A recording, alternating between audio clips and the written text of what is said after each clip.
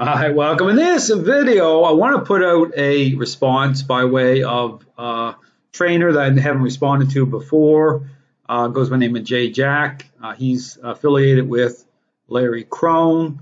They put on seminars together. And so this popped up on my feed relating to engaging in play by way of dogs that have gained a level of control in the relationship. Now, I have responded to this type of engagement, before. I encourage you to check out my YouTube channel. One of the videos you can look up is the Tom Davis video, where Tom Davis is dealing with a aggressive Doberman. And on that video, you'll see him, how he talks about establishing a rapport, with the dog to gain agreeableness, and using the tug game. You see him with a tug. However, the problem there, and again, I talk about this because this is very similar, is you see where Tom Davis gets redirected on several times by this dog. And one of the big themes I talk about is the fact that trainers are not dialed into the relationship properly. I talk about the level of stinking thinking that's happening once a dog's gained a level of control, an expressed state. You'll see how dogs are fixating on, in the Tom Davis video, other dogs, and not intercepting any of that. And the problem there is the fact of trainers who are not dialed into the role of influence that way in terms of a dog's state of mind. Now here, very similar, I'm going to play some of this video. This, again, popped up on my feed. I want to respond to it. Here, Jay Jack is talking about, introducing, play, within a relationship problem with the dog. And, again, other videos I did by way, again, of, Larry Crone, wearing a bite suit. Go watch those videos. Allowing the dog to, express control, that way, by way of wearing a bite suit to try to displace, that express state. Bad idea. Understand that. I talk about the issue about, relationship and intercepting, that state of mind is control is manifest in that way. So trying to just give the dog basically an outlet, but doesn't understand in situations involving aggressive dogs, doesn't represent fixing things at all. Because it's all about how you're perceived in the relationship. The role of influence, the role of control, but influence specifically in terms of intercepting. And so again, in terms of not getting redirected on, it's about the role of influence by way of being proactive. The level of engagement proactively with, as a dog is engaging in that level of stinking thinking. That's key in terms of a dog being agreeable, not being redirected on. A clarity in terms of a interaction-based method that speaks the right language. So understand all these things need to align properly. Certain protocols such as a muzzle temporarily. But again, being dialed in. That's one of the major themes that does not represent balanced dog training. So the reason why they advocate certain ways is they're trying to find a way forward. But it's about dealing with the relationship properly in terms of a dog's state of mind. Understand that's key. So let's play some of this video here. I want to respond to. I'm not going to play the whole thing, but I want to definitely respond to some of this. All right, maybe this will be a little bit easier than typing. I got tagged into a Facebook discussion. But I'm driving home. And I want to respond, but I don't want to type it all out. And I don't want to wait until I get home and shower and cook and whatever, and then finally do it later tonight. So I'm just going to make this video in the hopes that I'll either post this video as a response tonight, or I'm going to put it on Patreon. I'll probably put it on Patreon anyway as content, even if I put it on Facebook. Anyway, whatever. Point is, the discussion was, somebody said that getting a dog to play tug in the face of another dog as a method of dealing with reactivity was not realistic or optimal, and the reasons they listed were pretty typical as far as the objections that we have to overcome. One was, what do you do when the toy is removed? Because if the dog's only not attacking because there's a toy, So here again, and I'm going to, provide a list here to anyone paying attention. But again, I really encourage you to go back and watch the Tom Davis video I have up on my YouTube channel. Okay, it really answers this, shows it. You'll see Tom Davis getting redirected on by the way of the Doberman. I talked through all of it. Okay, but he's talking about, introducing the tug with a reactive dog. Okay, a dog that has gained a level of control in the relationship. But here's the problem. Okay, trying to achieve a certain result. Okay, getting a dog to basically become a better dog. Okay, and this gets into this whole thing about a dog's state of mind. Okay, when you engage that way for a dog already has gained a level of control in the relationship, the path we're trying to seek forward is allow the dog to gain fulfillment. Okay, to satiate the dog, satisfy the dog, to get the dog to kind of just settle down. But how you want to see this type of approach is no different. Again, you can talk about the parenting example because it parallels them exactly. It'd be like dealing with a selfish child, okay, that is very, very selfish and engaging in, I talk about the three themes to gain agreeableness. Bribery, accommodation, and negotiation. So it's this issue about accommodation, trying to achieve fulfillment, agreeableness. The problem with that is in terms of the relationship dynamics in play, in certain moments, okay, the dog may gain fulfillment, but it doesn't mean you've achieved the result of actual relationship change in terms of perceptions of the dog changing towards you, in terms of role reversal. Okay, you basically what you've become is a dog's basically toll booth in you. You become a means to an end. You're faded out. I talk about being faded out of the relationship because you're not actually intercepting, okay, that expressed state.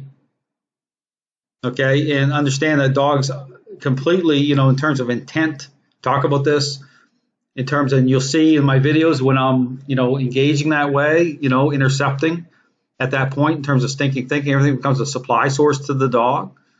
And so, when I'm intercepting, you'll see the dog being agreeable, head turning in towards me in those moments as I'm intercepting.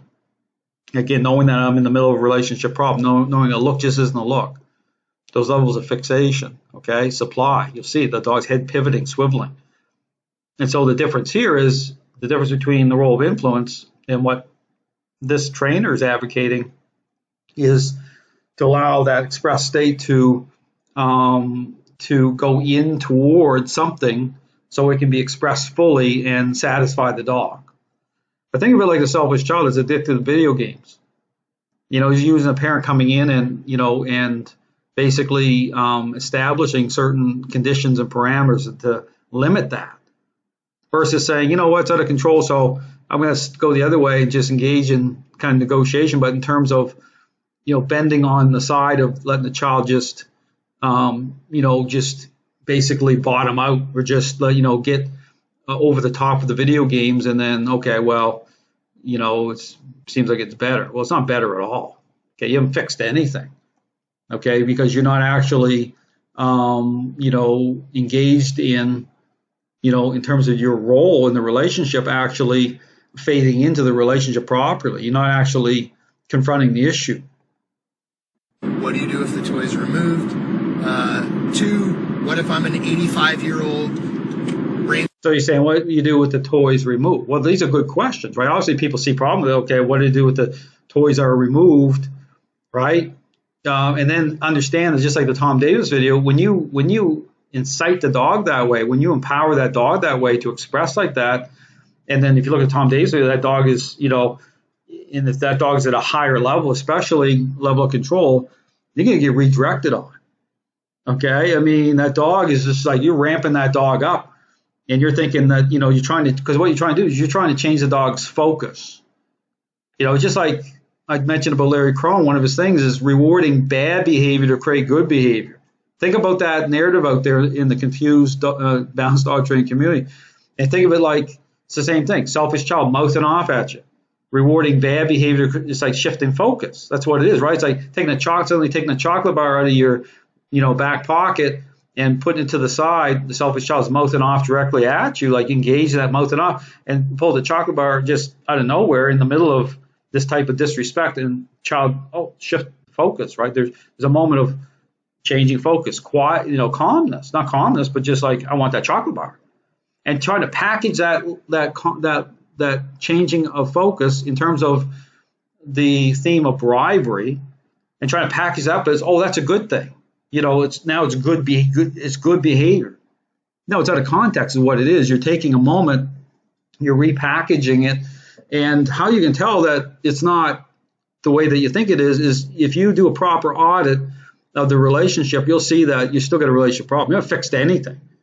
But for the parent that perhaps is aligned with the permissive parenting style, they're so desperate to believe certain things, they're willing to kind of give a lot of stuff just a free pass.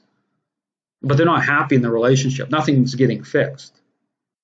Consumer patient with a 70-pound, wildly aggressive, super high drive pit bull. That's not what he said. That is just a client of mine that I actually had. And we used play as a means to train this dog around. So I am not speaking of a hypothetical. I think he's...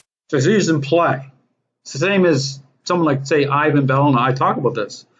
Play. I talk about the two core ingredients being reconciled. The only way they're reconciled properly is through an interaction-based method, and engaging that level of thinking, intercepting those expressed states. But that's not based on, when you introduce play into the equation, in terms of actually intercepting those states, in those moments, that's not happening. Okay, the way, again, you go watch all my videos of how I'm doing it. That's not happening. So for balanced dog trainers, the same thing, because they're not dialed in that way. Influence isn't dialed in the way I described. So they're trying to find other ways to redirect the dog, change the dog's focus, give the dog an outlet, right? But what it does though, it displaces you how you're perceived in that role in terms of the role of influence, in terms of intercepting that way. It's like a very specific conversation. Think of it like a conversation between a child and a parent. Think about the difference between standing 20 feet apart, having a conversation in close proximity, personal space. It's about it being meaningful. We'll play a little bit more of this. Said a 77-year-old person with a cane, but my person was an actual 80-something-year-old lady, and the husband had a fucking brain tumor and a walker. Neither one of them could hold that dog. If that dog wanted to go, it was dragging both of them off. To talking about, and that's the other excuse too. You'll see trainers say that, and just go back to the Jeff Gelman video, the bonker, and like Jeff was saying the same thing. Well, the person is, has challenges, physical challenges, and so for the person to hold the dog and the dog's trying, no, there's ways in terms of, again, we talk about, doing it smart. Okay, you'll see me, I call it using the turnaround method. Okay, you're turned around, that dog is trying to turn their head towards. There's an awareness there of what's, another dog or whatever.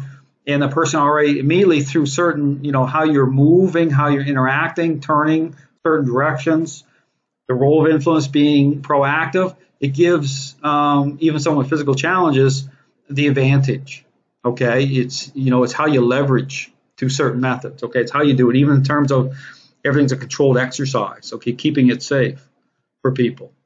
It's about being dialed in. It's about being proactive. One of the big themes here, and again, understand balanced dog training is not proactive in terms of even being dialed in properly, but the role of influence that way. It's not.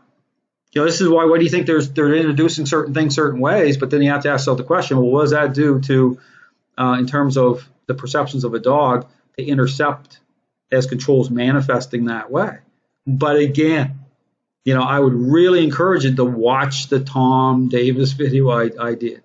It's a great example because you see it in real time. It's a great example of, or a bad example, depending on how you want to see it. But it's an example. It really illustrates this issue because it's what he's advocating here. And see how it worked out for Tom Davis, taking the hit, okay, like numerous times. But I go through all the themes I talk about in real time, break that down. So again, if you have any questions, contact me. Again, you see trainers out here, There's so much confusion in the dog training world. Balanced dog training, it represents compromise, confusion. It has those same themes in there: bribery, negotiation, accommodation. The role of influence is very specific in terms of engagement, the dog's state of mind, but you do not want to follow this type of methodology because it sets people up to get blindsided. That's what it does. Thanks for watching.